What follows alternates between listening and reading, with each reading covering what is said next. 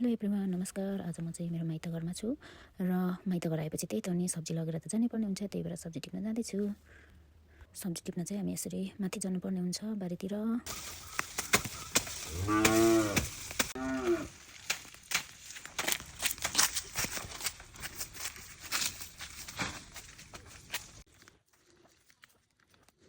बारीमा चाहिँ यति दामी कोपीहरू फलिरहेको रहेछ अनि मैले चाहिँ 1 बाई 1 काट्न थालेँ।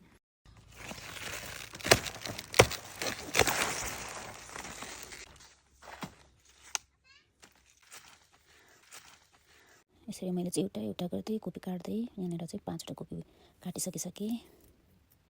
यो चाहिँ सबै मेरो बुवा र आमाको मेहनत हो।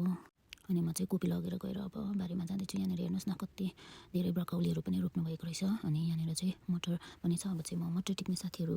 मटर चाहिँ यसरी दामी फलिरहेको रहेछ यहाँनिर। तर यहाँ हेर्नुहोस् न साथीहरू, यो मटर चाहिँ सबै यो चराले हो कि केले सबै यसरी मटरको भित्रको दाना चाहिँ सबै खाइदिहाल्दो रहेछ। हेर्नुहोस् न, यहाँ चाहिँ बुवाले ब्रोकौली पनि ल्याइदिनु भएको छ, यति फलेको छ है भनेर।